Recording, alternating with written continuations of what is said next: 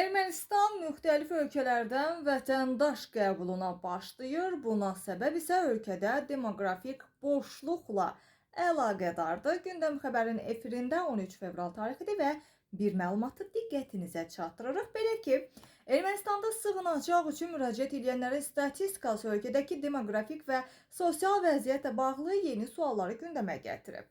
Müsavat.com xəbər verir ki, Ermənistanın Statistika Komitəsinin məlumatına əsasən 2025-ci ildə bu ölkədə sığınacaq almaq üçün 600 nəfər müraciət edib. Müraciət edənlər arasında İran vətəndaşları üstünü təşkil eləyir.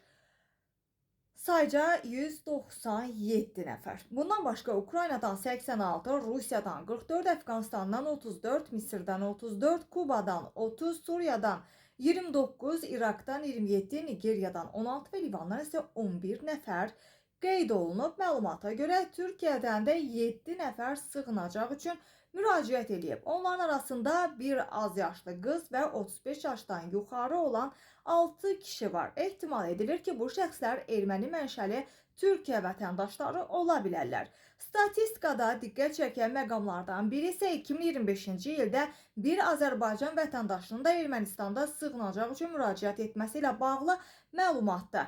Açıq mənbələrdə həmin şəxsin 35-64 yaş aralığında kişi olduğu göstərilir. Qeyd olunur ki, 2024-cü ildə Ermənistanda sığınacaq üçün müraciət edənlərin sayı daha çox olub və 665 nəfər. Statistikaya ümumi baxış göstərir ki, Ermənistan müxtəlif regionlardan sığınacaq alan şəxslərin sayını artırmağa çalışır. Bu tendensiya ölkədə uzun müddətli müşahidə olunan əhali azalması və miqrasiya problemləri fonuna diqqət çəkir. Azərbaycan vətəndaşı ilə bağlı məlumat isə ayrıca suallar doğurur. Çünki bu qədər geniş interval konkret statistik təsnifatdan daha çox ümumi kateqoriya təəssüratı bağışlayır. Həmin şəxs Qarabağdan köçmüş erməni əsilli şəxslərdən biri olması ilə bağlı ehtimalı da istisna edilmir. Bundan əlavə, həmin şəxsin Azərbaycanda yaşayan biri deyil, Rusiya və ya başqa ölkədə uzun müddət yaşamış, yaxud fərqli hüquqi statusa malik olan şəxs olması ehtimalı da